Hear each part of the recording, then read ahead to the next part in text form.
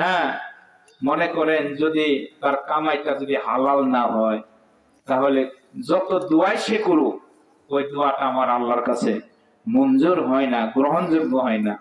আর যে মানুষটা শাক ভর্তা খায়, হ্যাঁ, ইমানে আমলে জড়িয়ে থাকেন, এইভাবে স্বাভাবিক খানা খায়, কিন্তু এবাদতরা প্রাণ বহিয়া করে, আল্লাহকে প্রাণ বহিয়া ডাকে।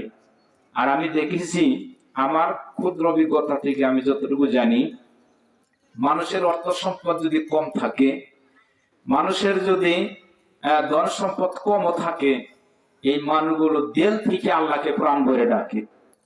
কিন্তু যারা কোটিপতি, যারা লক্ষ লক্ষ টাকার মালিক, অর্থ সম্পদের মালিক, শিল্পপতি, এরা প্রাণ ভরে ডাকার টাইম এদের নাই। কেননা এরা দুনিয়ার কাজে, বিভিন্ন কাজে ব্যস্ত হয়ে টেনশনে এদের সবসময় মন মানসিকতা অন্যরকম থাকে। কথা ঠিক কিনা বেটি?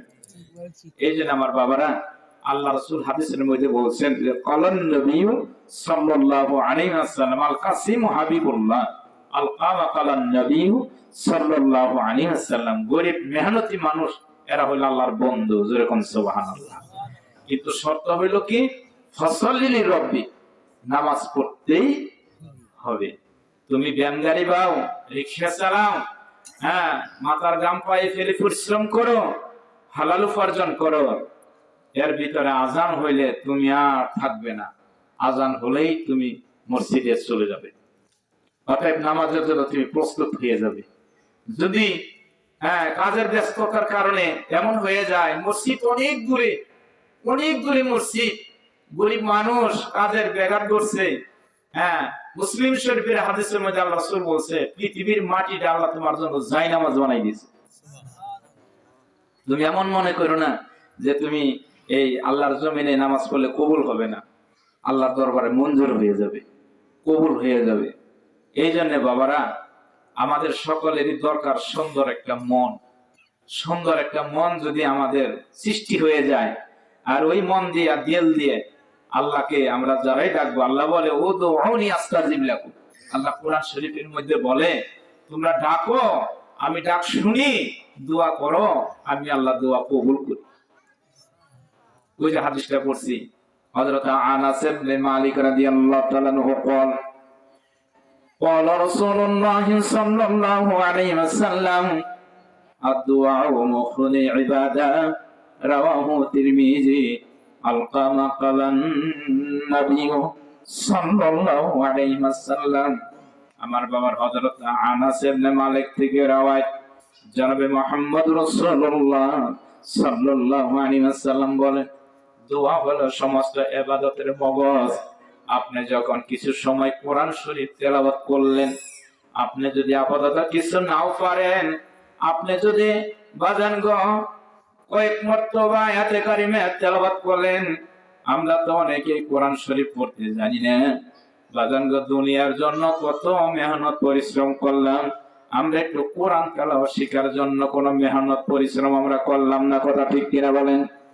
আমরা যদি আল্লাহ পাকের কোরআনটা শিক্ষা করতে পারি, কারণ কেননা আল্লাহর হাবিব বলেন, যিনি কোরআন তেলাওয়াত করলো সে যেন আমার আল্লাহর সাথেই কথা বলল, যে হাদিস পড়লো সে জানি আল্লাহর হাবিবের সাথেই কথা বলল। বাবারে, এই দুইটা প্রেম ভালোবাসা যদি হৃদয়ঙ্গম করা যায়, কিছু সময় তেলাওয়াত করা হলো, কিছু সময় হাদিস থেকে একটা কিতাব থেকে একটা হাদিস পড়া হলো, এর উপর যখন বিবি বাল বাচ্চা নিয়ে একটা হাদিস শোনানো হলো, বাজান গয়ার উপর আমল হইলো, কিংবা দোয়া হলো, কিংবা মোনাজাত হলো, আল্লাহর কাছে প্রেম ভক্তি নিয়ে যখন দোয়া করা হবে, আল্লাহ পাক রব্বুল আলামিন অবশ্যই আপনার আমার দোয়া আল্লাহ কবুল করে নিবে। দেখবেন বাবারা, আমাদের দেশে যদি কোনো ঝগড়া বিভেদ হয়, যার পিছনে কোনো লোকজন নাই, টাকা যার বেশি, সম্পদ যার বেশি, পোলাও কোরমা যারা খাওয়াইতে পারে, তাদের পক্ষে মানুষ বেশি। কথা ঠিক কিনা? কিন্তু যে মানুষটা মাজলুম, যে মানুষটা গরিব, ওই মানুষটার পিছনে কেউ নাই, ওই লোকটা আফসোস করে বলে, আমার কেউ নাই, আমার কেউ নাই। যদি আজকে আমার কেউ থাকতো, তাহলে আমাকে সবাই অত্যাচার করতে পারতো না। কথা ঠিক কিনা বেঠিক বলেন? এই বলে আফসোস করে, এই বলে দুঃখ করে, কিন্তু আমি গুনাহগার। উবাইদুল্লাহ বললো, না না না, বোকার মতো কথা তুমি কেন বলো? কেন তুমি বোকার মতন কথা কেন বলো? কে বলছে তোমার কেউ নাই? তুমি মনে করো তোমার জন্য আমার আল্লাহ যথেষ্ট। কথা ঠিক কিনা বলে? আল্লাহ যথেষ্ট। তার কারণ কেননা দুনিয়াতে যারা আল্লাহর উপর তাওয়াক্কুল করে, একদিন না একদিন আমার আল্লাহ তারে বিজয় দান করিয়ে দিবে। কিন্তু আমার আল্লাহ পাক রব্বুল আলামিন সাথে সাথে বিচার করে না, সাথে সাথে বিচার করে না। কেন করে না? আমার আল্লাহ হলো রহমান, তিনি সাথে সাথে বিচার করে না। কেন না? বান্দারা যখন, বান্দিরা যখন ভুল করে আল্লাহ সুযোগ দেয়, দেখি আমার বান্দার সংশোধন হয় কিনা, দেখি বান্দা বান্দি আমার পথে ফিরে আসে কিনা। আল্লাহ সুযোগ দেয়। মুফাসসিরিন একরাম তাফসীরের কিতাবের মধ্যে উল্লেখ করেন, আল্লাহ সাথে সাথে গজব দিয়ে ধ্বংস করে দেয় না, আল্লাহ সুযোগ দেয়, দেখি এরপরও বান্দা ফিরে আসে কিনা। বাদান গো, যখন আর ফিরে আসলো না, যখন ফিরে আর আসলোই না, জীবনটা তার ওইভাবে কেটে যায়, শুধু গুনার গুনাই করতে থাকে, গুনার গুনাই করতে থাকে। এমন সময় একটা সময় এসে যায়, আমার আল্লাহর পক্ষ থেকে গজব এসে যায়। নাউজুবিল্লাহ বলে। তখন আর ওই গজব থেকে বাঁচবার তার কোনো ক্ষমতা থাকে না। বাজান গো, কত চোখের সামনে আল্লাহ কত কিছু দেখাইলো, দেখলাম আল্লাহ কত চোখের সামনে দেখালো। এমন মানুষ দেখেছি বাচ্চা বয়সে লাখ লাখ লাখ লাখ টাকার মালিক, বড় লোক এমনও দেখেছি, আজকে তারা একরকম প্রায় অনেকে পথের ভিখারি হয়ে গেছে। বলেন এই কাজ কে করতে পারে? আর জোরে বলেন, কে করতে পারে? আমার আল্লাহ এই কাজ করতে পারে। এই জন্য বাবারা, অহংকার করার কিচ্ছু নাই, ফকর করার কিচ্ছু নাই। সেটা আমি কেন না হই, যে কেউই না হোক। বাজানগো সম্পদের অহংকার করি, বাজানগো টাকার অহংকার করি, ইলমের অহংকার করি, আমলের অহংকার করি, বাবারে ক্ষমতার অহংকার করি। একটা কথা মনে রাখতে হবে, অহংকারীকে আমার আল্লাহ কখনোই পছন্দ করে। আল্লাহ পছন্দ করেন নম্র ভদ্রকে। আল্লাহ রাসূল ছিলেন নম্র, আল্লাহ রাসূল ছিলেন ভদ্র।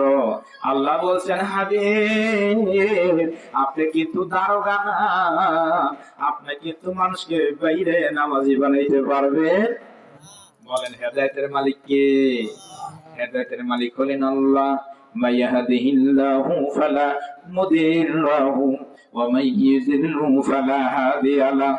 আমার আল্লাহ যাকে হেদায়েত দেন, পৃথিবীর কেউ তাকে গোমরাহ করতে পারে না।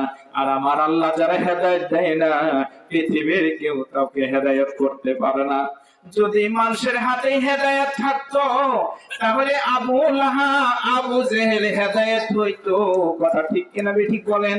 তার কারণ কেননা রাসূলের মতন এত নম্র ভদ্র মানুষ দুনিয়াতে আর কোনদিন হবে না। কিন্তু আল্লাহ পাকের হুকুম হইল, ওগো নবী আপনাকে আমি দুনিয়াতে পাঠাইছি, আপনার কাজ আপনার করে যেতে। কি আসলো না আসলো এটা দেখবো আমি আল্লাহ, কিন্তু আপনার দায়িত্ব হলো আপনি দাওয়াত দিয়ে যান। قالن النبي صلى الله عليه وسلم بلغوا عني ولو آية القما قال النبي صلى الله عليه وسلم আল্লাহর হাবিব পবিত্র জবানে জানাই গেছেন, আমার পক্ষ থেকে যদি একটা বাক্য জানো সেটা অপরের কাছে পৌঁছাইয়ে দাও।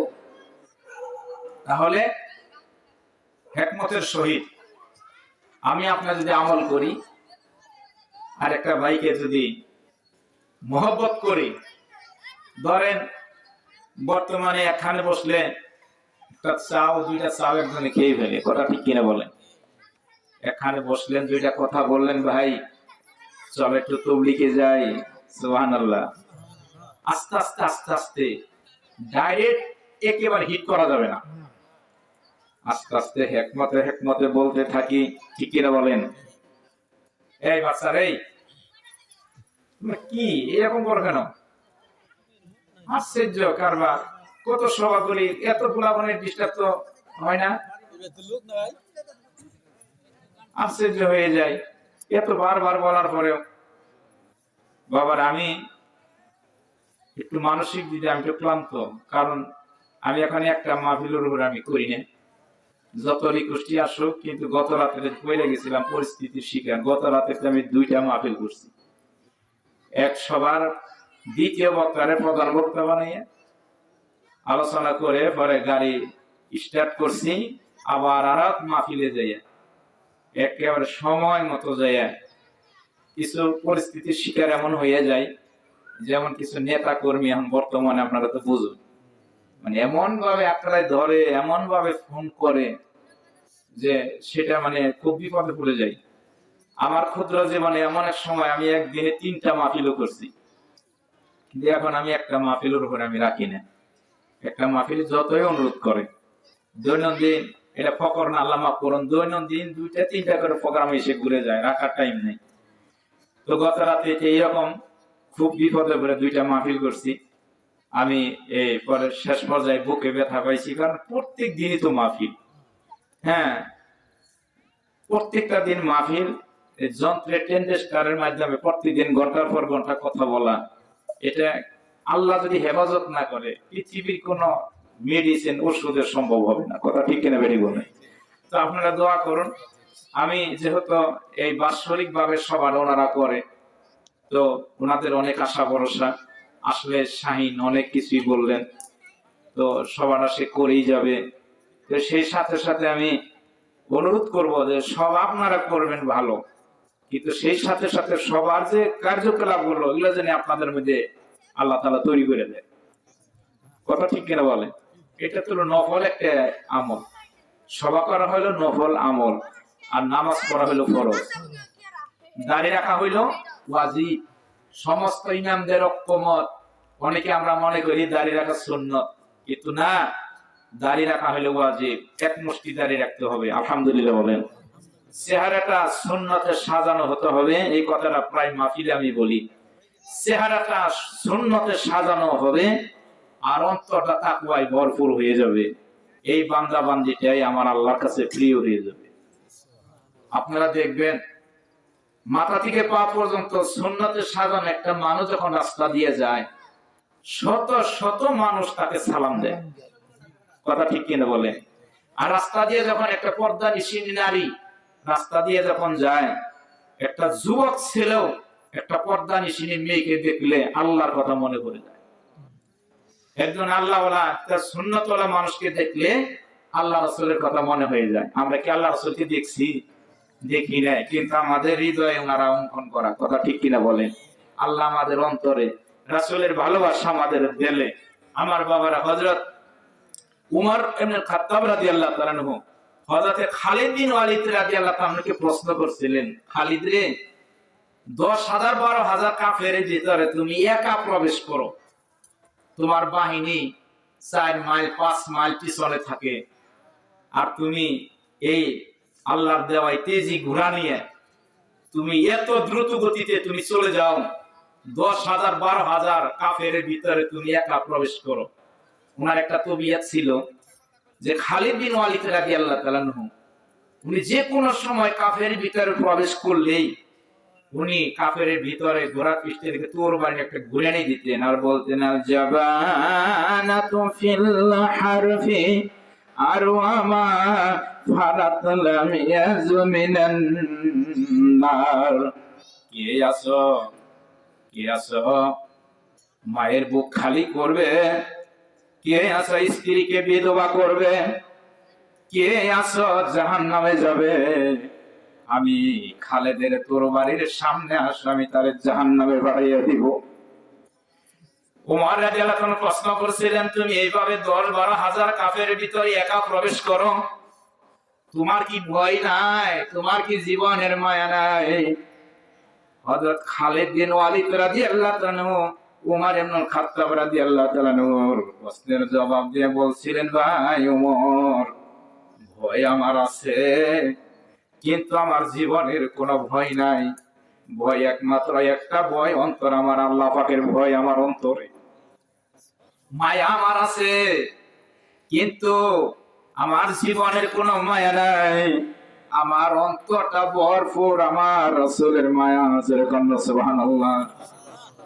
অতএব আল্লাহর ভয় নিয়ে, রাসূলের মহব্বত অন্তর নিয়ে যখন আমি খালে হাজার হাজার কাফের ভিতরে যখন আমি প্রবেশ করি, আল্লাহ আমাকে বিজয় দান করিয়ে দেয়। কি শক্তি, কি পাওয়ার আল্লাহ খালিদ বিন ওয়ালিদ রাদিয়াল্লাহু তাআলা দান করেছিলেন। আল্লাহু আকবার বলেন। আমার বাবারা, আজকাল বর্তমানে মিথ্যা ছবি, মিথ্যা সিনেমা দেখে এই দেশের মানুষ কত দিকে কত মন মানসিকতা হয়ে যায়। আর হাদিসের কিতাব পড়ে দেখো, খালিদ বিন ওয়ালিদ তিনি কেমন ইসলামের নায়ক ছিলেন। তিনি একা 10-12 হাজার কাফের সঙ্গে তিনি একা লড়তেন। এই ক্ষমতা পাওয়ার আল্লাহ দান করেছিলেন, এত শক্তি ওনার বাহু তাআলা দান করেছিলেন। যেরকম সুবহানাল্লাহ। উনি কাফের ভিতরে প্রবেশ করলেই উনি এই বাক্যটা উচ্চারণ করতেন, আনজাবানাতু ফিল হারফি আরওয়ামা ফারাতলাম ইয়াজমিনান নার। কে আসো, মায়ের বুক খালি করবে, আসো আমার কাছে, আসো আমার সামনে। কি আসো, স্ত্রীকে বিধবা করবে, আসো আমার তরবারের সামনে, আমি তাকে জাহান্নামে পাঠাইয়া দেব। আমার ভাইরা, আমার বন্ধুরা, আমার এই ভালোবাসা, আল্লাহর ভয় আর রাসূলের মায়া যদি আপনার আমার অন্তরে থাকে, মাথা থেকে পা পর্যন্ত সুন্নতে সাজানো থাকবে, অন্তরটা তাকওয়ায় ভরপুর থাকবে।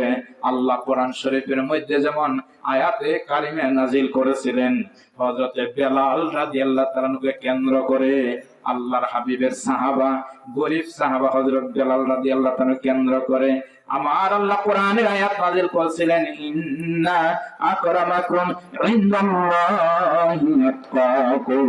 জোরে জোরে কোন সুবহানাল্লাহ।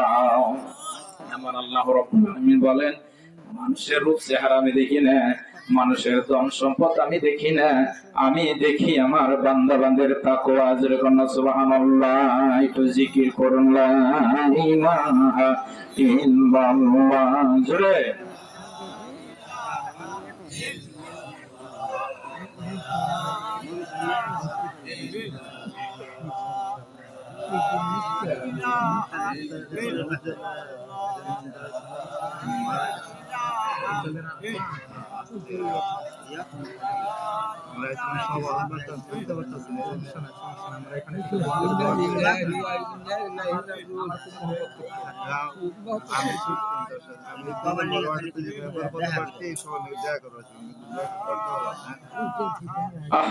সকলে পড়ি, ইন্না লিল্লাহি ওয়া ইন্না ইলাইহি রাজিউন। আমার বাবারা, খুব শোকাহত হলাম। বাহাদুর বাজার আসলেই এত মহব্বত করতেন, দোকানে বসা থাকতো, দোকানে গেলে কর্মচারী বলতেন, এই হুজুরের চাঁদে মাহমুদ হাসান উজ্জ্বল ভাইয়ের আব্বা, বীর মুক্তিযোদ্ধা, উনি তো মৃত্যু হয়ে গেলেন, ওনার মৃত্যুর সংবাদ আসছে। আল্লাহ পাক ওনাকে কবুল করেছেন। কি বলেন, কথা ঠিক কিনা? আমরা দোয়া করি আল্লাহ জানে ওনার কবরটা জান্নাতের বাগানে পরিণত করে দেয়। কারণ মাহমুদ হাসান উজ্জ্বল আমার অত্যন্ত বন্ধু মানুষ, তো সংবাদটা পেয়ে আমরা প্রাণ খুলে দোয়া করি। এটা তো সবারই এই দেশের দেশি, আমরা কথা ঠিক কিনা বলেন? আমরা সবাই এই দেশের দেশি, সবাই আমরা চলে যাব। আল্লাহ পাক ওনার কবরটাকে যেন আল্লাহ জান্নাতে বাগানে পরিণত করে দেন। আমরা সকলে বলি আমিন। আহারে, দুনিয়াতে তো আমরা কেউ থাকবো না। একটু আগেই তো বললাম, এই দুনিয়ায় মানুষ সবাই সবার পর, তবু মানুষ পৃথিবীতে কেন বাধ্য সুখের ঘর। ওনার আর যে ঘরে উনি যে বিছনায় শুইতেন, ওই বিছনায় ওনাকে আর নেওয়া হবে না। এখন একটা চাদর দিয়ে ওনাকে ঢেকে রাখা হবে, তাও খাটে না। কথা ঠিক কিনা বলে? ফ্লোরের মধ্যে এখন ওনাকে অনেকে ওনাকে দেখতে যাবে, শেষ দেখা। বাবারে, এমনটা কি আপনার আমারও হবে না? আজকের এই যে মাহফিল, বাবারা দেখেন, আজকের এই মাহফিল আপনার আমার জীবনের শেষ মাহফিল হতে পারে। আজকে একজন বক্তার কথা মনে পড়লো। আপনারা জানেন, দোয়া করি যে যাহাই কিছুই থাকুক না কেন, মানুষ মানুষের জন্য দোয়া করা, এটাই হলো। আল্লাহ রাসূল বলছেন, একটা মানুষ যখন ইন্তেকাল করে মারা যায়, তার মতো কাঙ্গাল আর কেউ না। হ্যাঁ, এই যে আমাদের দেশে একজন নাম করা বক্তা ছিলেন তোফাজ্জল হোসেন গৈরবী, দেখেন সে আর জমিনে নাই, আর কোনদিন সে প্রোগ্রাম করতে পারবে না, কোনদিন আর কোনো মাহফিল ওয়াজ করতে পারবে না। কোন দিন জানি আবার হঠাৎ করে এমন সংবাদ শুনবেন যে আপনাদের মহব্বতের উবাইদুল্লাহ দুনিয়া থেকে চলে গেছে। আজকে যেমন মাহমুদ হাসান ভাইয়ের আব্বার কথা যেমন সংবাদ আইসা গেল, কার সংবাদ কিভাবে কোন দিকে কখন পৌঁছে যাবে। কিন্তু বাবারা, কথাই যেহেতু আইসা গেল, কত সুন্দর করে আমাদের ইসলামের কবি বলে গেছেন, এমন জীবন তুমি করিবে গঠন, মরণে হাসিবে তুমি কাঁদিবে ভুবন। বলেন বলেন বলেন, এমন জীবন তুমি করিবে গঠন, মরণে হাসিবে তুমি কাঁদিবে ভুবন। এমন একটা জীবন তুমি গঠন করে যাও, এমন একটা জীবন তুমি গঠন করে যাও, তোমার মৃত্যুর সংবাদ যখন চতুর্দিকে ছড়াই পড়বে। আল্লাহর হাবিব বলছেন, একটা ভালো মানুষ যখন মারা যায়, এই মানুষটার জন্য মানুষ প্রাণ খুইলা দোয়া করে। এই মানুষটা বড় ভালো ছিল, এই মানুষটার দ্বারা সমাজের উন্নয়ন হয়েছে, এই মানুষটার আচার আচরণ ভালো ছিল, লোকটার নামাজি ছিল, দিনদার ছিল। আমার বাবারা, এইভাবে যখন মানুষ তার জন্য প্রাণ খুলে দোয়া করে, আমি গুনাহগার করেছি, হাদিস শরীফের মধ্যে বুখারীতে আছে, আল্লাহ রাসূল বলে তার জন্য আল্লাহর জান্নাত ওয়াজিব হয়ে যায়। আবার এমন মানুষ আছে মারা যাওয়ার পরে মানুষ প্রকাশে বলে না, কিন্তু মনে মনে ঘৃণা করে, ঠিক কিনা? এটা বুখারীতে আছে। হ্যাঁ, অনেকে তো প্রকাশে বলেই ফেলে, কিন্তু তারপরেও হয়তো সবাই বলে না, মনে মনে বলে এইবার কবরে যাও, বুঝবা খবর। যত নঠামি পাইজামি, যত রকমের পেজগি লাগাবার লাগাইছো, কি কোন কথা ঠিক কিনা বলে? মানুষ কিছু সময়, কিছু কিছু সময় আছে মানুষের যাচাই বাছাইটা বেশি দেখে, যখন বিবাহ করে ছেলেটা কেমন, ঠিক কিনা বলেন, যাচাই বাছাই হয়। আবার যখন কি করে, ইলেকশন করে, ওই সময়ে মানুষ যাচাই বাছাই করে, গবেষণা করে। আবার যখন মারা যায় তখন কি করে, তখন মানুষ প্রকাশে আর গোপনে বলা বলি করতে থাকে লোকটা কেমন ছিল। আমাদের দেশের জানাজার মধ্যে অনেক জায়গায়, হ্যাঁ, জানাজার মধ্যে বলে লোকটা কেমন আছিল গো। আমি মনে মনে করি এই পাগলামি করার কি অর্থ আছে? কেমন আসছিল না ছিল এইটা তো মানুষের দেলেও জানে, আর আল্লাহ পাক তো জানে। আমার বাবারা, আমার আল্লাহর ক্যামেরায় সব রেকর্ড করা আছে, আপনার আমার জীবনে কি করছি না করছি। তবে একটা সুযোগ হইল, মানুষ যদি ভুল করে খালেস তওবা করে আল্লাহর পথে ফিরে আসে, আমার আল্লাহ গাফুরুর রাহিম, আমার আল্লাহ তার গুনাহ মাফ করে দেয়। আমার আল্লাহ কোরআন শরীফের মধ্যে বলছেন, বিসমিল্লাহির রহমানির রহিম, কুল ইয়া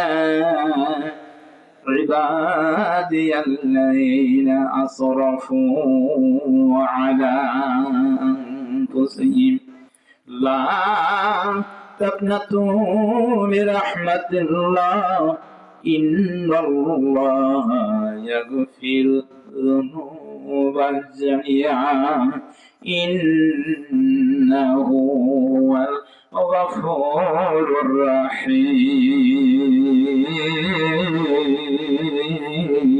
আল্লাহু আকবার বলে।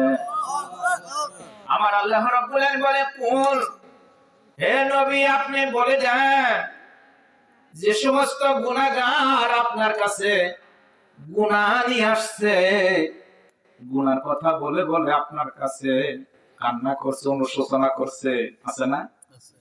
গতকালকে টাঙ্গাইল থেকে একটা ফোন আমার কাছে আসছে, হুজুর আপনি আমার খালার বাড়িতে একটা প্রোগ্রাম রাখছেন আমি শুনছি, তাই আমার অনুরোধ রইল এখান দিয়ে আমার বাসা হয়ে যাবেন। আমি আপনার কাছে আপনার হাত ধরে আমি তওবা করব। জীবনে কত ভুল করছি হুজুর, ভুলের কথা যখন মনে হয় জীবনেও কোনোদিন নাজাতের আশা করতে পারি না। তো হুজুর এখন মনের মধ্যে একটা বুঝ এসে গেছে, সময় মতো যদি তওবা না করি, এই জন্য মনে মনে চিন্তা করছি একটা আলেমের হাত ধরে একটু তওবা করে নিব। হুজুর মেহেরবানি করে আমি গুনাহগারের বাড়ি হইয়া যাবেন, এইটাই অনুরোধ। আমি বললাম তুমি যে গুনাহ করেছ, তুমি যে ভুল করেছ, এইটা যখন তোমার মধ্যে অনুশোচনায় এসে গেছে, এখন তুমি খালেস তওবা করবে, কিন্তু আরো কিছু নিয়ম আছে। যদি হাতের দ্বারাই জবানের দ্বারাই কাউরে কোনোদিন দুঃখ দিয়ে থাকো, রাস্তায় দেখা হলে তার কাছ থেকে মাপ চাইয়ে নিও। তার কারণ কেন না, একটা কথা মনে রাখবেন, বান্দার হক নষ্ট করবেন, এই যে মাপ আমার আল্লাহ দিবে না হক বলে না, আর ও হক নষ্ট করে কবরে যাওয়া যাবে। বাবারে একটা মানুষের সঙ্গে আপনার অনেক অনেক ঝগড়া বিবাদ হয়েছে, রাস্তায় যখন দেখা হয়ে গেল, সালাম কালাম হয়ে গেল, আপনি যখন হাত মুসাফা করে বললেন ভাই বুঝতে পারি নাই ভাই, তোমার সঙ্গে আমার অমুক দিন এইভাবে ঝগড়া হয়েছিল, আমি গায়ের জোরে, রক্তের জোরে, টাকার জোরে, ক্ষমতার জোরে ভাই আমি তোমাকে মারাত্মক ভাবে আমি আঘাত করছিলাম, জবানের দ্বারাই হোক হাতের দ্বারাই হোক। ভাই এখন আমার মনের মধ্যে বুঝ এসে গেছে, আমি আর কোনোদিন তোমাকে আমি দুঃখ দিব না, আমি আর কোনোদিন তোমারে কষ্ট দিব না, আর কোনোদিন এইভাবে আমি তোমার সঙ্গে এরকম ঝগড়া করব না। ভাই তুমি আমার আল্লাহর হস্তে মাফ করে দাও। দেখবেন ওই মানুষটার চোখে পানি এসে গেছে, কথা ঠিক কিনা ঠিক বলে, ওই লোকটা চোখের পানি ছেড়ে দিয়ে বলবে তুমি যেহেতু এইভাবে বলে ফেলেছো, এতদিন আমার অন্তর নামে না, তোমার কথা মনে হইলে আমার অন্তর শিরা উঠে গেছে, তোমার কথা মনে হইলে আমার অন্তর থেকে অভিশাপ এসে গেছে, আছে না কিছু ঘটনা?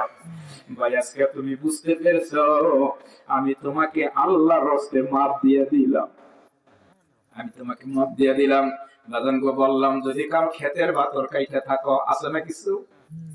আরে শক্তির জোরে গায়ের জোরে ক্ষেতের বাতর কাটা শুরু করে, তোর ক্ষেতের বাতর কাটলে কি করবি তুই, তোর কি আছে? এরকম গায়ের জোর। বাবারে কারো যদি চুল পরিমাণ জমি যদি কেউ বুক করে থাকো, তাহলে তাড়াতাড়ি তার জমি তাকে ফিরাইয়া দিতে হবে। তওবাতান নাসুহা, কবুল হওয়ার কতগুলো শর্ত আছে। এই প্রসঙ্গে হযরতে আলী রাদিয়াল্লাহু তাআলা আনহু তিনার পবিত্র জবানে তাফসিরে মারিফুল কোরআনে তাফসির মাজাহারিতে এই ব্যাপারে একটা লম্বা ঘটনা আছে, লম্বা করার সুযোগ নাই, আমি কিছুক্ষণের মধ্যে আলোচনা আমি শেষের দিকে এসে যাচ্ছি। বাজান গো, এইভাবে যখন মানুষ কি করে, অনুশোচনা করে, এইভাবে যখন মানুষ নিজের ভুল বুঝতে পারে, আল্লাহ পাক রব্বুল আলামিন তাই তিনি তার পাক কালামের মধ্যে বলেছেন, কুল ও নবী, কেউ যদি গুনাহ করে, কেউ যদি পাপ করে, নাফরমানি করে, আপনার কাছে এসে কেঁদে কেঁদে বলে, অনুশোচনা করে, আর জীবনে গুনাহ করবে না, আর কোনদিন ওই নাফরমানি করবে না, আপনি ওদেরকে বলে দেন লা তাকনাতু মির রাহমাতিল্লাহ, ওরা জানে আমি আল্লাহর রহমত হতে নিরাশ হয়ে যাই না, ইন্নাল্লাহা, নিশ্চয় আমি আল্লাহ, ইয়াগফিরুয যুনুবা জামিয়া, আমি আল্লাহ তার জীবনের সব গুনাহ মাফ করে দিব। আমার বাবারা, এই জন্য আমরা যদি এমন কিছু কাজ আমরা কইরা যাইতে পারি, দোয়া চাইতে হবে না রে, দোয়া চাইতে হবে না। তোমার মৃত্যুর সংবাদটা যখন চতুর্দিকে ছড়াইয়ে পড়বে, মানুষ টল টল করে চোখের পানি ছেড়ে দিয়ে দোয়াটা পড়বে, বলবে আরে এমন একজন মানুষ চলে গেল, এই মানুষটা মানুষের উপকার করছে, উপকার না করলে জীবনে কারো ক্ষতি করে নাই। আল্লাহ এই মানুষটা চলে গেল, এই মানুষটার জানা যায় না যে শান্তি পাবো না। বাজান ভালো মানুষ যখন এইভাবে হারিয়ে যায়, তার জন্য সবাই কেঁদে কেঁদে দোয়া করে, আল্লাহর জান্নাত তার জন্য ওয়াজিব হয়ে যায়। কিন্তু বিপরীত হইল, দুনিয়ার জমিনে যত রকমের নাফরমানি করছে, কিন্তু মৃত্যুর সংবাদ ছড়াই পড়ছে। এখন বলে একজন আরেকজনে বলে, এই শুনলাম রে মারা গেছে, কবরে যাই কেমন করবো? এখন উপায় কি? এখন উপায় কি? বলা বলি হতেই থাকে। এই ব্যাপারে অনেক লম্বা ওয়াজ, লম্বা করলাম না। মানুষ যখন বরদোয়া করতে থাকে তার জন্য জাহান্নাম ওয়াজিব হয়ে যায়। বুখারীর হাদিস, নাউজুবিল্লাহ বলেন। এই জন্য কবি বলেছেন, এমন জীবন তুমি করিবে গঠন, মরণে হাসিবে তুমি কাঁদিবে ভুবন। এমন জীবন তুমি করিবে গঠন, মরণে হাসিবে তুমি কাঁদিবে ভুবন। এই জন্য বাবারা এমন একটা জীবন গঠন করতে হবে। আমি বলতেছিলাম, রাস্তা দিয়ে যখন কোন আল্লাহওয়ালা মানুষ যখন রাস্তা দিয়ে যায়, নবীর সুন্নতে সাজানো এমন একজন মানুষ, এই মানুষটাকে শত শত মানুষ তার সালাম জানাই। কথা ঠিক কিনা বেঠিক বলেন? তার উপরে যেমন ভিতরটাও যদি ভালো থাকে, আমার আল্লাহ পাক রব্বুল আলামিন ওই বান্দাটাকে তিনি নেককার হিসাবে কবুল করে নেয়। তার নামটা আল্লাহর ওলির খাতায় লেখা হয়ে যায়। জোরে কন্না সুবহানাল্লাহ। কিন্তু মনে করতে হবে শুধু সাইনবোর্ড হইলেই চলবে না। নেক্সট হলো শয়তান ধোঁকা দেয়। কথা ঠিক কিনা বেটি? হাদিস শরীফে বলে নেক্সট হলো শয়তান ধোঁকা দেয়। আমার বাবারা, বেশও আছে, আবার শয়তানি কুকামজুরি ব্যক্তি করে। আরে আল্লাহ মাফ করুন। দেখেন, সোনার মক্কা মদিনা হজ করে আসার পরেও যদি এই দেশে বদমাশি বাটপাটি করে, এই দুঃখ আপনি কার কাছে বলবেন? এই কথা আপনি কার কাছে বলবেন? আমি সেদিন রাস্তায় স্পষ্ট ভাষায় বলে ফেলছি, পরিবর্তন হন, ভালো হওয়ার চেষ্টা করেন। আমি আর সেটা কি বলবো? অথচ একজন মুরব্বী, আল্লাহ মাফ করে সকলে পড়ুন আমিন। কি বলবো? দুঃখ হয়, আফসোস হয়। এই সাইনবোর্ডের কি দাম আছে? এটা তো সাইনবোর্ডকে আরো সে অপমান করলো, নবীর সুন্নাতকে বেইজ্জতি করলো। কথা ঠিক কিনা বলেন? আল্লাহ আমাদের সকলকে মাফ করে দেন, সকলে পড়ুন আমিন। বলতেছিলাম, একটা পর্দা নিশি, এই ভাইরা একটু দূরে যায় কথা বলে, দূরে সমস্যা হয়, আমাদের এখানে ডিস্টার্ব হয়। একটা পর্দা নিশিনি, একজন মা একজন বোন যখন রাস্তা দিয়ে যায়, আমি কিছুদিন আগে ঢাকায় মহাখালীতে যখন প্রোগ্রামে ওখানে মহাখালীতে আসছি, আমার এক বন্ধু হাফেজ মাওলানা একজন বন্ধু আমার সাথে, তো ওনাকে আমি বললাম, দেখেন এই যে মেয়েটা যাচ্ছে, মাথা থেকে পা পর্যন্ত হাতে কালো মোজা, পায়ে কালো মোজা, মাথা থেকে পা পর্যন্ত একেবারে কালো বরকায় আবৃত করা। এই মেয়েটার দিকে যারই নজর পড়বে আমার আল্লাহ রাসূলের কথা মনে হয়ে যাবে। কিন্তু আবার আশপাশ দিয়ে ওখান দিয়ে ঘুরতেছে, সে কথা বলা যাবে না। আল্লাহর ভয় অন্তরে একটু নেই, কবরে যে যাবে এই চিন্তায় অন্তরের মধ্যে নেই। কথা ঠিক কিনা বেটি? কিছু কিছু নারী, আমার বাবারা, হাদিস শরীফের মধ্যে আছে, আমি গুনাহগার করেছি, 6 প্রকারের নারীদের শাস্তি আল্লাহ মেরাজে দেখে। আল্লাহর হাবিব একদিন কান্না করতেছিলেন, আলী রাদিয়াল্লাহু তাআলা, ফাতেমা খাতুন জান্নাত রাদিয়াল্লাহু তাআলা আনহা আল্লাহর হাবিবের চোখের পানি দেখে জিজ্ঞাসা করলেন। ফাতেমা বললেন, বাবা গো, কি মনে করে এভাবে কান্না করুন? আল্লাহ রাসূল বলেন, ফাতেমা রে, আমি মেরাজে গিয়েছিলাম, আমি নারীদেরকে যে পরিমাণ শাস্তির চিত্র আমি দেখে আসলাম। ফাতেমা খাতুনে জান্নাত রাদিয়াল্লাহু তাআলা আলী রাদিয়াল্লাহু তাআলা জিজ্ঞাসা করলেন, কি শাস্তি দেখলেন? কি কারণে তাদের এই শাস্তি? আমার বাবারা, 6 প্রকারের নারী, 6 প্রকারের শাস্তি দেখলেন। আমার বাবারা, এই 6 প্রকারের শাস্তির কথা হাদিস শরীফের মধ্যে আমি গুনাহগার অধ্যয়ন করেছি। বাজানগের বিষয় একটু আংশিক আলোচনা করতে গেলে ঘন্টার পর ঘন্টা সময় পার হয়ে যাবে। আমি আমার মা বোনদেরকে বলো, মা গো, আল্লাহ রাসূল বলেন, এক নারী এমন দেখা গেল, তার মাথার চুলগুলো এরকম রশির সাথে বেঁধে তাদের ওই মেয়েটাকে জ্বলিয়ে শাস্তি দেওয়া হচ্ছে। আহারে, কারণ হইল এই মেয়েটা সবসময় বেপরদা মাথা, সবসময় মাথা এরকম ভাবে মাথার চুল বের করে ঘুরতো, আছে কিনা বলেন? এইভাবে মেয়েটা মাথার চুল বেপরদা ভাবে ঘুরতো। আরেকটা মেয়ের শাস্তি দেখলাম, জিব্বার মধ্যে পেরাক লাগাইয়া তারে জড়াইয়া শাস্তি দিতেছে। কারণ হাদিস শরীফের মধ্যে আছে, যে সমস্ত মহিলারা আওয়াজ করে কথা বলে, আওয়াজ করে কথা বলে, দেখবেন এক বাড়িতে ঝগড়া করে আরো বাড়িতে অন্য এলাকা থেকে শোনা যায়, আছে কিনা বলেন? মাগো, অনেক মা বোনের আপনারা আছেন, একটু মেহেরবানি করে শুনুন, যে সমস্ত মা বোনদের কণ্ঠের আওয়াজ এত দূরে যাবে, অতটুকু দূরে তার জিহ্বাটা টেনে নিয়ে ওখানে জিহ্বার মাথায় পেরাক মারা হবে। আল্লাহর হাবিব বলেন, আমি দেখলাম ওই মেয়েটাকে জিহ্বার মধ্যে পেরাক লাগাইয়ে ঝুলন্ত অবস্থায় শাস্তি দিতেছে। এই মেয়েটা দুনিয়ার জমিনে এরকম ভাবে জোরে জোরে আওয়াজে কথা বলতো, এরকম ভাবে আল্লাহ রাসূল বলেন, আমি আরো দেখলাম, আহারে সেগুলা বলতে, সে ওয়াজ করতে কষ্ট হয়, স্তরের মধ্যে পেরাক লাগাইয়া জোরে শাস্তি দিতেছে। আমার বাবার আরো কত মারাত্মক কথা, আমি শিখলে কি বলবো। হাদিসের কিতাব পড়তে যায় চোখের পানি রাখতে পারি নাই। হায়রে মা, আজকে মা বোন কিছু কিছু মহিলা, কিছু কিছু আমার মা বোন আছে আল্লাহর ভয় অন্তরে নাই।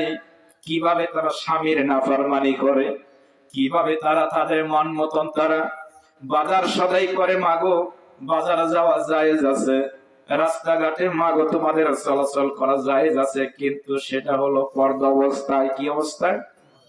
পর্দা অবস্থায়। কিন্তু তোমরা যদি ব্যতিক্রম করে ফেলো, আল্লাহর হাবিব এরকম ভাবে একে একে যখন শাস্তির কথাগুলো বলতেছিলেন, নবীর কলিজার টুকরা ফাতেমা অদর এবং আলী দু চোখের পানি ফেলে কান্না করতেছিলেন। আল্লাহু আকবার বলেন। শাস্তির কথাগুলো শুনে ও বাটাজোর গ্রামের মনিশালা গ্রামের বাবারা মায়েরা, ওই শাস্তি থেকে আপনার আমার বাঁচতে হবে। তার কারণ কেন না, দুনিয়াতে যত সমস্যাই হয়, দুনিয়াতে যত অসুবিধা বিপদ হয়, কোনো না কোনো ভাবে সেটা উদ্ধার হয়। কিন্তু কবর ঘাটি, আখিরাতের জগতের ঘাটিতে যদি বিপদে পড়ে যায়, সেদিন দুঃখের সীমা থাকবে, সেদিন দুঃখের সীমা থাকবে না। বাবারা, হযরত আলী রাদিয়াল্লাহু আনহু ফাতেমার মধ্যে একটু সামান্য মনোমালিন্য হয়েছিল, আলাদা বিছনা হলো, আরে স্বামী আলাদা, ফাতেমা আলাদা। এবার চিন্তা করতেছেন ফাতেমা, হাই আমি কি করলাম, এটা আমি কি করলাম, আমি হঠাৎ করে আমার স্বামীর মনে আঘাত দিয়ে কথাটা বললাম, হাই হাই হাই এটা আমি কি করেছি।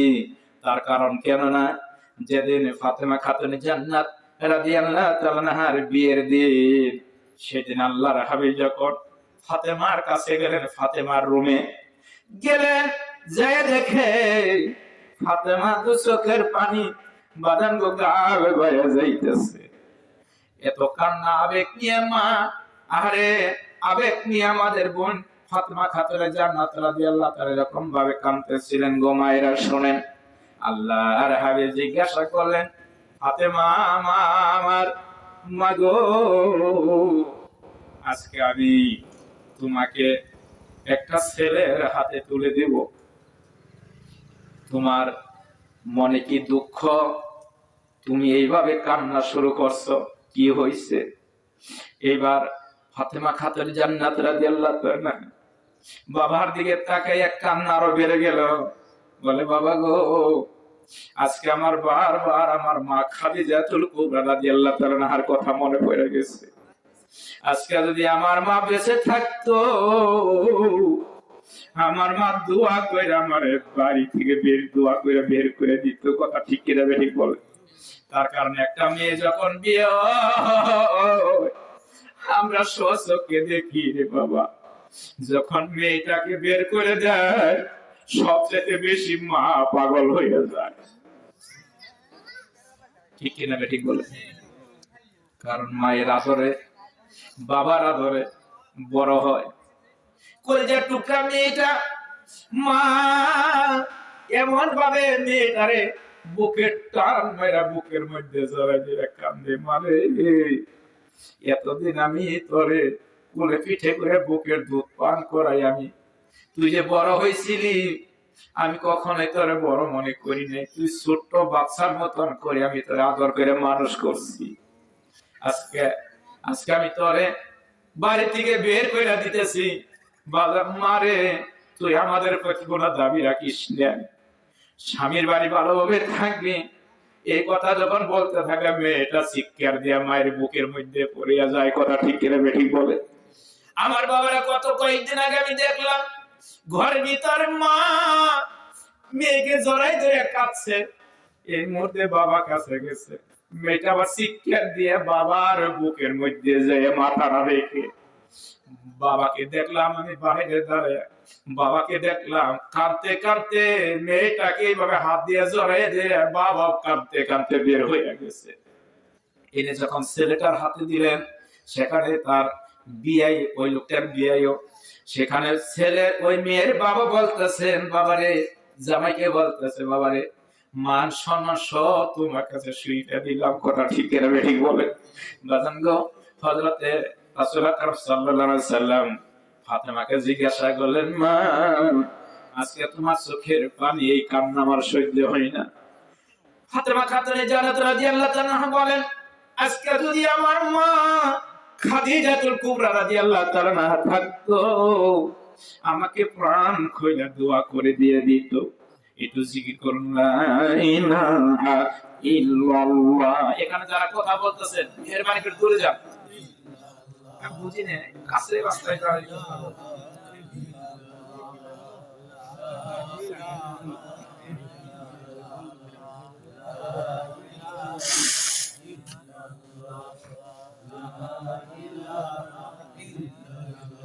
ভুল যাহা করবার করেছি তওবা আমরা করেছি, লা ইলাহা ইল্লাল্লাহ।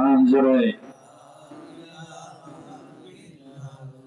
ভুল যাহা করবার করেছি মাওলা তোমার কুদরতে পায়ে করেছি, লা ইলাহা ইল্লাল্লাহ। জোরে লা ইলাহা ইল্লাল্লাহু মুহাম্মাদুর রাসূলুল্লাহ। সকলেই পড়ুন সাল্লাল্লাহু আলাইহি ওয়াসাল্লাম। কষ্ট হইতেছে? খুব সংক্ষেপ করে আনছি।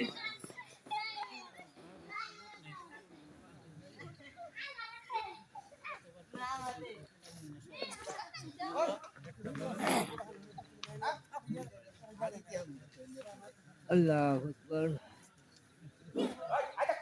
আল্লাহ আল্লাহ, সকলে বলি আলহামদুলিল্লাহ। রাসূল আকরাম সাল্লাল্লাহু আলাইহি সাল্লাম বলেন, ফাতেমা মাগো পৃথিবীর কোন মেয়ে বাবার বাড়ি থাকতে পারে না, এটা আল্লাহর বিধান। মাগো তুমি খাদিজার কথা মনে করে কাঁদছো, আরে কত মহব্বতের স্ত্রী ছিল খাদিজা আমার রাসূলের। সুবহানাল্লাহ বলেন। 25 বছর বয়সে 40 বছরের মহিলাকে বিয়ে করছিলেন, কিন্তু কি ভালোবাসা খাদিজাতুল কুবরা রাদিয়াল্লাহু তাআলা আনহা আমার রাসূলকে দিয়ে গিয়েছিলেন। আম্মা জান আয়েশা সিদ্দিকা রাদিয়াল্লাহু তাআলা আনহার মতন মেয়েটাকে, এত সুন্দরী মেয়ে আম্মা জান আয়েশা সিদ্দিকা রাদিয়াল্লাহু তাআলা আনহা, যিনি নারীদের মধ্যে সর্বশ্রেষ্ঠ মুহাদ্দিস ছিলেন, সুবহানাল্লাহ বলেন। সে আম্মা জান আয়েশা সিদ্দিকা রাদিয়াল্লাহু তাআলা বলতেন, নবী গো আমার মতন আয়েশাকে বিছনায় রেখে আপনি এখনো বিছনা ত্যাগ করে আপনি রাত্রি জেগে জেগে মসজিদের ভিতরে ইবাদত করে আপনি খাদিজার জন্য কাঁদেন। রাসূল উত্তর দিয়েছেন, আয়েশা তোমরা সবাই আমার সুখের সময়ের স্ত্রী, আর খাদিজা ছিল আমার দুঃখের সময়ের স্ত্রী। যখন এই আরবে দুঃখে পাও ফালাবার জায়গা ছিল না আমার, তখন আমার পাশে আমাকে সহযোগিতা করছে আমার খাদিজা। জান মাল সব কুরবানি করে দিয়েছিলেন, সুবহানাল্লাহ বলেন। আমার মায়েরা এইভাবে যদি স্বামীকে শ্রদ্ধা করতে পারো, কত নারী আছে স্বামীর সামনে এমন অপমান করে কথা বলে, মানুষের সামনে ছোট করে গালি গালাজ পর্যন্ত করে। আবার কিছু স্বামীরাও আছে তারাও স্ত্রীর সাথে এরকম অশ্লীল আচরণ করে, কথা ঠিক কিনা বলেন? কিন্তু আমার আল্লাহ রাব্বুল আলামিন কোরআন শরীফের মধ্যে স্বামী স্ত্রীর ব্যাপারে কত সুন্দর কথা আমার আল্লাহ জানিয়ে দিয়েছেন। লিবাসুল লাকুম ওয়া আনতুম লিবাসুল লাহুন্না। আলহামদুলিল্লাহ বলেন। আল্লাহ রাব্বুল আলামিন বলেন স্বামী হলো স্ত্রীর পোশাক, স্ত্রী হলো স্বামীর পোশাক। জোরে জোরে কন্যা সুবহানাল্লাহ। বাজান গো, স্বামী স্ত্রীকে আমার আল্লাহ এত কাছাকাছি করছেন, আলহামদুলিল্লাহ বলেন। এই স্বামী স্ত্রী, যে স্বামী স্ত্রীর মধ্যে ভালোবাসা আছে, প্রেম আছে, মহব্বত আছে, আল্লাহ আল্লাহ রাসূলের তরিকা আছে, আল্লাহর হাবিব বলেন ওই পরিবারটা একটা জান্নাতি পরিবার। কিন্তু কিছু কিছু পরিবারকে রাসূল জাহান্নামের অংশ ঘোষণা করছেন। দেখবেন এমন স্বামী স্ত্রী আছে, তারা লাখ লাখ টাকার মালিক, বাজার কোটি কোটি টাকার মালিক, কিন্তু ঘরে বাইরে শান্তি নাই। আছে কিনা বলে? বাবারে, আপনাদের কাছে কি রকম নিউজ আসে জানি না, যখন ওয়াজ করে বাসায় যাই এমনও ফোন আমার মোবাইলের মধ্যে আসে, হুজুর এই বাচ্চাগুলো আরে ফোনের মধ্যে যখন বলে যে হুজুর ওয়াজ তো করে গেলে, কই যারা শুধু ফাইটেই যায় না হুজুর। এমন কিছু কিছু স্ত্রী আছে স্বামীর সাথে এমন খারাপ আচরণ করে, আবার এমন কিছু কিছু স্বামী আছে স্ত্রীর সাথে খারাপ আচরণ করে, কথা ঠিক কিনা ঠিক বলেন? এগুলো থেকে যদি স্বামী স্ত্রী ভালো না হয়, ওই পরিবারটাই হলো একটা জাহান্নামের অংশ। আমার বাবারা, আল্লাহর হাবিব বলেন ফাতেমা, মা গো তুমি এই কথা আর বলে কান্না করো না, আমার বড় কষ্ট হয়। মা গো, তবে তোমাকে আমি যে ছেলেটার হাতে তুলে দিচ্ছি, এই ছেলেটা এমন একজন বড় আলেম। সুবহানাল্লাহ বলেন।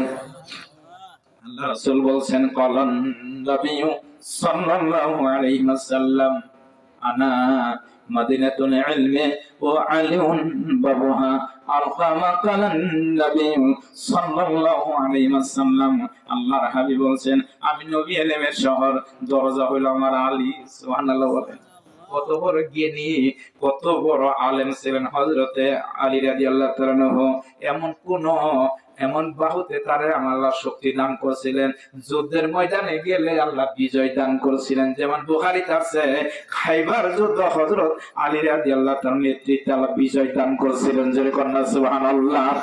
এমন একটা ছেলের হাতে তোমাকে তুলে দিচ্ছি গো মা, সেই অল্প বয়সে যুবকদের মধ্যে আমি রাসূলের হাতে সে প্রথম মুসলমান। সে একজন বড় আলেম, সে একজন বীর যোদ্ধা, এমন একটা ছেলের হাতে তোমার তুলে দিচ্ছি। মাগো, কোনদিন স্বামীর মনে দুঃখ দিবে না, কোনদিন আলীর মনে কষ্ট দিবে না।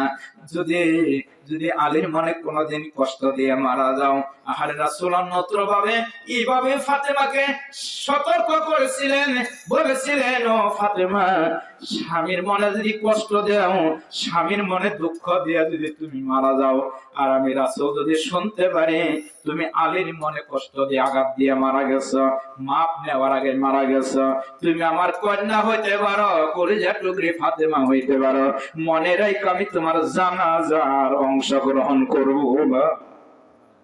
স্বামী কত বড় আল্লাহ পাক আপনাদের জন্য একটা নিয়ামত দান করছেন মায়েরা, জোরে কোন সুবহানাল্লাহ। আর স্ত্রীও আপনার আমার জন্য কত বড় একটা নিয়ামত, কথা ঠিক কিনা ঠিক বলেন? সুতরাং আমরা যদি এইভাবে কথাগুলো আমরা আমল করতে পারি, তাই সেদিন ফাতেমা খাতুন জান্নাত রাদিয়াল্লাহু আনহা বলছিলেন আমি কেন স্বামীর মনে কষ্ট দিলাম, আমি কেন স্বামীর মনে আঘাত দিলাম, এটা আমি কি করলাম না, যাই স্বামীকে যাই বলি স্বামী গো অপ্রত্যাশিত ভাবে হঠাৎ করে আমি কথাটা বলে ফেলছি, আপনি আমাকে মাফ করে দেন। ফাতেমা খাতুন জান্নাত রাদিয়াল্লাহু আনহা আলাদা বিশ্লেষণ চিন্তা করতেছে, ওদিকে আলী রাদিয়াল্লাহু আনহু বলতেছেন যে ফাতেমা আমার কাছে একটু ভুল করে ফেলছে, তাই বলে তাকে আমি আলাদা বিছনা দিলাম, আলাদা হতে বললাম। এটা কি হলো, একটু ভুল নাই করে ফেলছে না, আমি বলি ফাতেমা আসো, চলে আসো, একটু ভুল করেছো, আমি তোমার মাফ করে দিলাম। উনি ওই চিন্তা করতেছে, ফাতেমা খাতুন জান্নাত রাদিয়াল্লাহু আনহা তিনি ওই চিন্তা করতেছেন আলাদা বিছানায় দিকে। সুবহানাল্লাহ বলেন। আলী রাদিয়াল্লাহু আনহু বলতেছে না আমি যাই বলি ফাতেমা একটু ভুল করে ফেলছো, আর কোনোদিন ভুল করো না, আর কোনোদিন এরকম আমার কষ্ট দিও না। তো চিন্তা করতেছেন এই মুহূর্তের মধ্যে ফাতেমা খাতুনা জান্নাতুল দেখেন আয়েশা আলীর দুইটা পায়ের মধ্যে জড়াইয়া বসছে। সুবহানাল্লাহ। আরে ফাতেমা তুমি তাকাইয়া দেখে নবী কলিজার টুকরি ফাতেমা দু চোখের পানিতে গাল ভেসে যাচ্ছে। কদম দুইটা পায়ের মধ্যে জড়াই দিয়ে বলে স্বামী গো আমি এমন পাগল পারা হয়ে গেছি, আমি এমন চিন্তিত হয়ে গেছি, হঠাৎ করে এভাবে স্বামীর মনে কষ্ট দিয়েছি। এইভাবে যদি আমি মারা যাই আমার বাবা তো এতিম, বাবাই আমার জানাজায় আসবে না। স্বামী গো আর কোনদিন আমার ভুল হবে না, আর কোনদিন দুঃখ দেব না, আর কোনদিন ভুল হবে না, আপনি আমাকে মাফ করে দেন। আলী রাদিয়াল্লাহু তাআলা বলে ফাতেমা তুমি আসার আগে আমি তোমারে মাফ করে দিয়েছি। এই হলো স্বামী স্ত্রীর। সুবহানাল্লাহ বলেন। এখানে বসবাস করলে মনোমালিন্য হবে না তা কথা না, কথা ঠিক কিনা বলেন? এখানে বসবাস করলে দুই এক কথা হতেই পারে, মনোমালিন্য হতে পারে, পিতা সন্তানের মধ্যে দুই এক কথা হতেই পারে, মা সন্তানের মধ্যে দুই এক কথা হতেই পারে, শ্বশুর এবং ছেলের বউ শাশুড়ি ছেলের বউ মনোমালিন্য হতেই পারে, কিন্তু সেটা দইরা নিয়ে থাকা যাবে। কোন মা কোন বোন যদি মনে করে আমার মা বাবা আমাকে পরের হাতে তুলে দিয়েছেন, স্বামীর বাড়িতে এসেছি, এখন আমার মা নাই আমার বাবা কাছে নাই, সুতরাং এখন শ্বশুর শাশুড়ি আমার মা বাবা। সুবহানাল্লাহ বলেন। টাঙ্গাইলে একটা এলাকায় প্রোগ্রামে গেছি, একেবারে মাথার চুল সাদা শুনেন, কিন্তু কালো পোশাক কালো পাঞ্জাবি পরনে আমার কাছে এসে মোনাজাতের পরে বলতেছে হুজুর আপনি আমার মায়ের জন্য দোয়া করবেন। আমি বললাম আশ্চর্য আপনারও মা বেঁচে আছে? কয় যে না মা তো না, আমার বৌমার জন্য। সুবহানাল্লাহ বলেন। ছেলে অধ্যাপনা করে, ছেলের বউ চাকরি করে, উভয়ে উচ্চ শিক্ষিত। আমি বললাম যে ছেলের বউর জন্য এরকম মা কই আপনি দোয়া চাইলেন আমার কাছে? বলো হুজুর এমন একটা বউ আল্লাহ আমার মিলাই দিচ্ছে। এই আমি পল্লীগ্রামে থাকি, পুরান বিটেই থাকি, ছেলের বউরা বাসায় থাকে, চাকরি করে। একটা বড় মাছও যদি আনে, একটা বড় মাছও যদি আনে, তাহলে আমার ওই বৌমা বলে যে একটু আব্বাকে সংবাদ দেন, আব্বাকে ছাড়া কিন্তু এই মাছ খাবো না। একটু ভালো মানেরই হইলেও বৌমা আমাকে ছাড়া একটা লুকমা মুখে দিবে না। সুবহানাল্লাহ। কথাটা বলে কেঁদে দিলে। বলে হুজুর যখন বাসায় যাই, যাওয়ার পরেই সাথে সাথে বলে আব্বা তাদের জামাটা খুলুন, খুলে আপনি একটু রেস্ট করতে থাকেন, আমি জামাটা ভালো করে পরিষ্কার ধুলাই করে দিতেছি, তাড়াতাড়ি শুকিয়ে যাবো ইনশাআল্লাহ। আমি এইটুকু ভালোবাসা আমি আমার বৌমার কাছে আমি পেয়ে যাইতেছি, আমার বৌমার জন্য আমি দোয়া চাই। সুবহানাল্লাহ বলেন। আমার বাবার কোরআন শরীফের মধ্যে আমাদের জাতির পিতা হযরত ইব্রাহিম আলাইহিস সালামের কথা উল্লেখ এসেছে, মিল্লাতা আবিকুম ইব্রাহিম। আলহামদুলিল্লাহ বলেন। আমাদের মুসলমানদের জাতির পিতার নাম কি বলেন? হযরত ইব্রাহিম আলাইহিস সালাম। বাবারে তিনি যখন ইসমাইলকে বলছিলেন বাবা দরজা পাল্টাইয়ে ফেলো, তার কারণ কেন না উনি বুঝতে পারছেন ওই স্ত্রীর আচার আচরণে লম্বা করলাম না, মাঝখান থেকে থাবা মাইরা ধরলাম। ওয়াজ আপনারা জানেন, কিন্তু ইমানের উন্নয়নের জন্য বাড়িতে মা বোনদের আমলের জন্য কথাগুলো বলতেছি। আল্লাহ কবুল করুন, যেরকম আমিন। দরজা পাল্টাইয়ে ফেলো। আমার বাবারে ইসমাইল আলাইহিস সালাম বাড়ি যাচ্ছে, বাড়ি এসে আমার বাবারা যে রাস্তা দিয়ে নবী পয়গম্বর যাইতো ওই রাস্তা দিয়ে আরেকটা পয়গম্বর গেলে বুঝতে পারতেন নিশ্চয় আল্লাহর কোন পয়গম্বর এখান দিয়ে আসা যাওয়া করেছে। সুবহানাল্লাহ বলেন। এটুকু ক্ষমতা পাওয়ার আল্লাহ আমাদেরকে দান করেছেন। এটা আবার বিস্তারিত অনেক লম্বা আলোচনা। বাজান গো বাড়িতে গিয়েছে, স্ত্রীকে জিজ্ঞাসা করতেছে কেউ এসেছিল নি? স্ত্রী ছিলেন অন্যমনস্ক, স্ত্রীর আচার চরিত্র ব্যবহার তেমন ভালো ছিল না। বলতেছে হ্যাঁ একজন আইসা ডাকাডাকি পাইরা গেছে, জিজ্ঞাসা করেন আপনার কথা, আমি বলছি বাড়িতে নাই, কই গিয়েছে? আমি বললাম কর্মস্থলে চলে গেছে, শিকারে গিয়েছে, কিংবা তার কর্মস্থলে চলে গেছে। এভাবে আমি কথা বললাম। হযরত ইসমাইল বললেন বসতে দেও নাই, ওনাকে আদর আপ্যায়ন করো নাই। তখন বললেন উনি তাড়াতাড়ি চলে গেলেন। তেমন তেমন আপ্যায়ন করব, কিসের আপ্যায়ন করব চিনি না জানি না কিসের আপ্যায়ন, আচার আচরণ অন্যরকম। ইসমাইল আলাইহিস সালাম দুঃখ করে বলে উনি যাওয়ার সময় কি বলে গেছে, যে উনি যাওয়ার সময় তোমাকে সালাম জানাই গেছে, আর বলে গেছে সে জানি ঘরের দরজাটা পাল্টাইয়ে ফেলে। ইসমাইল আলাইহিস সালাম দুঃখ করে বলে চিনলি না, সারা জীবন একভাবেই চলে গেলি। উনি এসেছিলেন আমার জন্মদাতা পিতা আল্লাহর পয়গম্বর হযরত ইব্রাহিম আলাইহিস সালাম। জোরে কন্না সুবহানাল্লাহ। আমার বাবারা অতি তাড়াতাড়ি তিনি বাবার সিদ্ধান্ত নিয়ে আমার বাবারা আবার যখন ওইটাকে বাতিল করে দিয়ে নতুন যখন বিয়ে আবার করেছেন, হযরত আল্লাহর পয়গম্বর ইব্রাহিম আলাইহিস সালাম হঠাৎ করে একদিন এসেছে, গেটের পাশে এসে সালাম দিয়ে বলতেছেন বাবা ইসমাইল, বাবা বাড়ি আসনি? বাড়ির ভিতর থেকে আস্তে করে সালামের জবাব দিয়ে বলেন কে গো বাবা, আপনাকে তো আমি চিনি না, আমার স্বামী ইসমাইল তো বাড়ি নাই, কই গিয়েছে মা?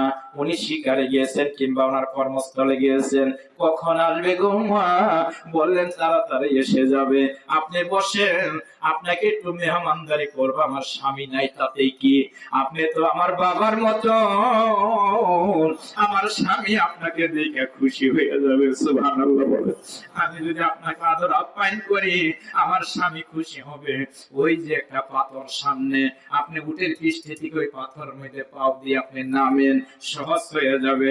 আল্লাহর পয়গম্বরের মনটা নরম হয়ে গেলেন। আল্লাহু আকবার বলেন।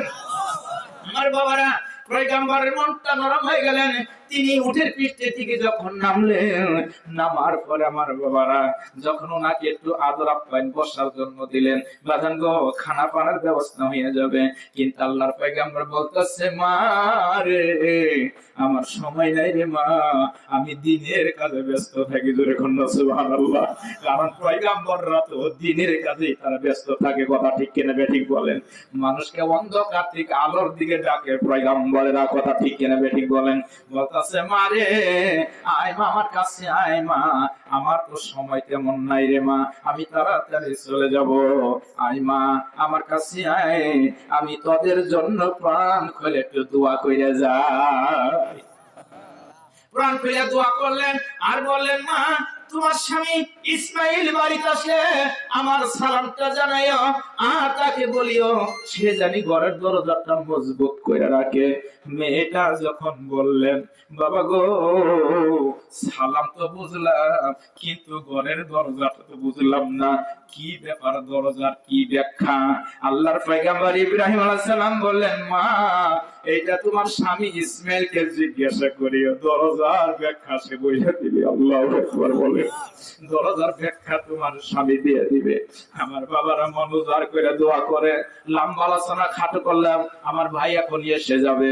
বাজার গো আল্লাহর পয়গম্বর চলে গেলেন। জোরে কন্না সুবহানাল্লাহ। পর্দার অন্তরে আমার মা বোনেরা শুনো, নারীদের মধ্যে 4টা জাত আছে। কয়টা?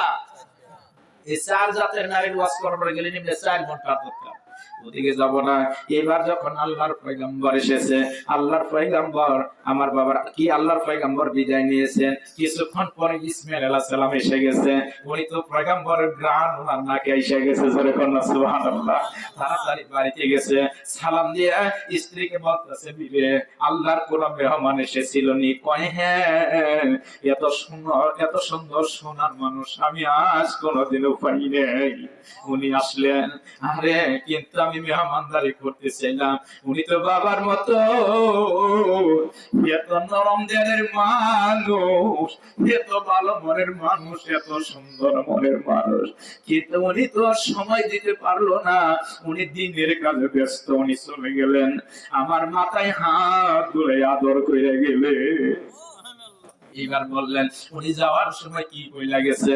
বলছেন উনি যাওয়ার সময় বল আপনাকে সালাম জানাই গেছে, আর বইলা গেছে ইসমাইলকে বলি ও সে জানি ঘরের দরজাটা মজবুত করে রাখে। স্বামী গাম তো সালাম বুঝলাম কিন্তু দরজার ব্যাখ্যাটা আমি বুঝলাম না। ইসমাইল আলাইহিস সালাম দুইটা হাত বাড়ায় দিয়ে কয় আইরে বিবি আমার বুকে আয়, দরজার ব্যাখ্যা বুঝাই দি। আল্লাহর পয়গম্বরের দোয়া তোর নসিব হয়ে গেছে। আল্লাহর পয়গম্বরের দোয়া তোর নসিব হয়ে গেছে। বিবি রে, যিনি এসেছিলেন জানো না, উনি আমার জন্মদাতা বাবা ইব্রাহিম খলিল। জোরে কথা সুবহানাল্লাহ। যে মানুষটা গিয়েছেন আল্লাহকে রাজি খুশি করার জন্য, ইসমাইলের গলায় ছুরি লাগাবার জন্য, কুরবানি করার জন্য। আরে ইসমাইল বলতেছেন উনি আমার সেই বাবা আল্লাহর পয়গম্বর, উনি সেই ইব্রাহিমের খলিল। স্ত্রী আর স্বামীকে জড়ায় জড়ায় কাঁদে। আগে যদি চিন্তাম শ্বশুর বাবা ইব্রাহিমের খলিল, দুইটা পায়ে জড়াইয়া ধরতাম, আমি যাইতে দিতাম না বাবাকে। আল্লাহু আকবার বলে। আমি হাতে ধরে পায়ে ধরে জড়াইয়া ধরিতাম, আল্লাহর পয়গম্বরকে আমি মনের মতন সেবা করে দিতাম।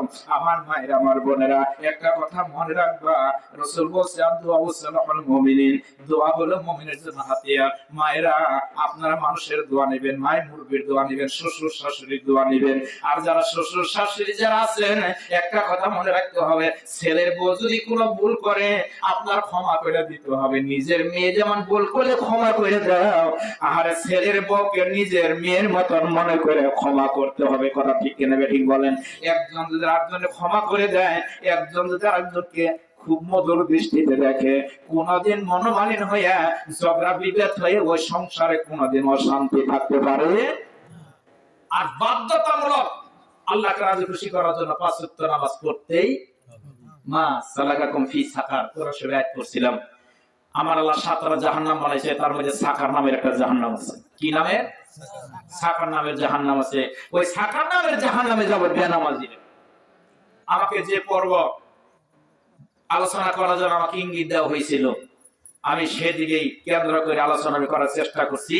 একটা কথা মনে রাখবেন, একটা জবাই ছাড়া বকরিকে খাললে যে পরিমাণ কষ্ট হবে, এর চাইতে 70 গুণ কষ্ট হবে একটা বেনামাজের জান কবজ করার সময়। নামাজ পড়বেন কি পড়বেন না, হেদায়েতের মালিক আমরা কেউ নই। হেদায়েতের মালিক কে? আল্লাহ। হেদায়েতের মালিক কে? আল্লাহ। এটা আমার সঙ্গে সঙ্গে বলেন। হ্যাঁ ভাই, আমার ভাই প্রধান বক্তা ভাই, আপনি চালু করে এসে বলেন, আর সবই করতেছেন খালি খাড়াই আমার এই লোকটা যে নই, হ্যাঁ সহজে মঞ্চে আসে না, যত খাড়া বাড়লে আমারে খাড়ায়, এরকম ভাবে আসে বলেন। ভাই এসে বলেন আমার সাথে সাথে বলেন, আজান শুনে যারা ঘুমায় বিছানায় তাদের জন্য